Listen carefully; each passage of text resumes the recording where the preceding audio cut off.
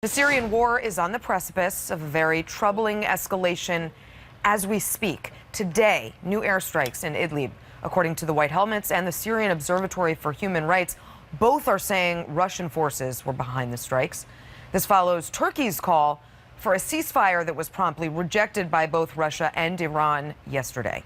The UN has warned the Assad offensive in Idlib could be a, quote, bloodbath involving tens of thousands of civilians, including children, in a war that has already seen the deaths of 500,000 people, 50 of them children. It seems impossibly the worst may be yet to come.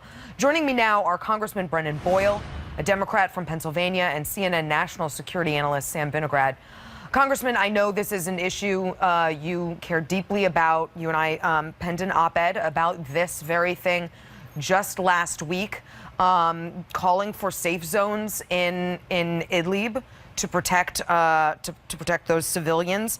President Trump has warned Assad against the use of chemical weapons, but we know now from the new U.S. envoy for Syria that they are seeing lots of evidence that Syrian forces are preparing to use chemical weapons. In fact, what should Congress do? What should this president do?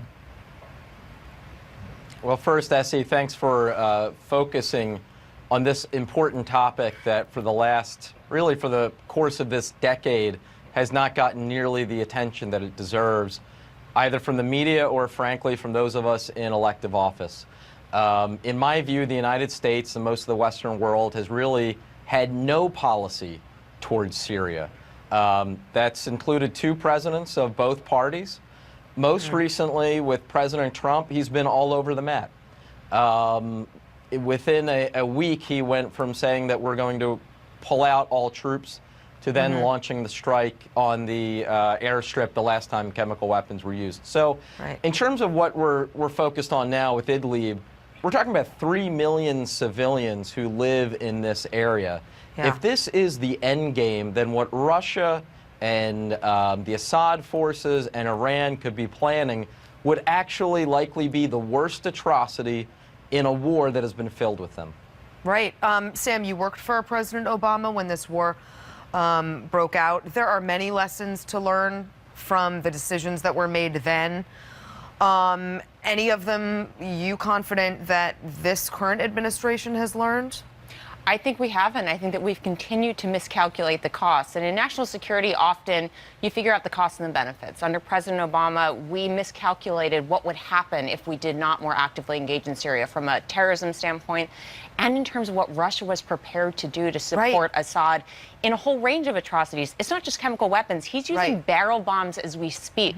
To murder children. There's the humanitarian consequence, a refugee crisis, which is a huge strain on resources there and here. As you mentioned, terrorism, national security implications. I mean, the consequences abound, and yet this administration seems to be sort of doing the same thing. They're in a warn and watch posture at this point. So we warn about specifically chemical weapons. Again, all these other war crimes we kind of put over to the side. So it's chemical weapons. So we will warn against chemical weapons use. We will not do anything to stop it. But we're waiting for it to happen. We'll respond when it does, and just watching Russian airplanes target civilians. We have American troops in Idlib. That's right. That the Russians have basically said, get out of the way. We're coming. We don't want to get into direct engagement with you. Move over and let us just keep going.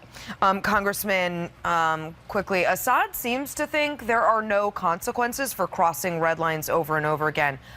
Is he wrong? So far, it's pretty easy to see why he believes that. You know, one thing I just want to point out and why Syria is so important. This is essentially a mini World War, not in the sense of World War I or World War II, where there were many fields of battle. This is a mini World War in the sense that almost every major nation state is here on the battlefield in Syria. And I will say, for those in either party who support a more protectionist foreign policy or who believe that we're safer if the U.S. withdraws from the world, this is the kind of thing that happens. The Syrian war. I believe, as many others actually on the Foreign Affairs Committee in the House, that we are stronger in the United States and stronger in the world when we have an activist U.S. foreign policy and we don't retreat from the world. Well, and certainly, we've got no excuse. We're watching a genocide happen in real time with pictures, with videos, with on-the-ground testimonials. There's no excuse for our inaction other than to say we simply don't care. Congressman Boyle, I'm really glad that you do. Sam, thanks for joining me and for your expertise. I appreciate it.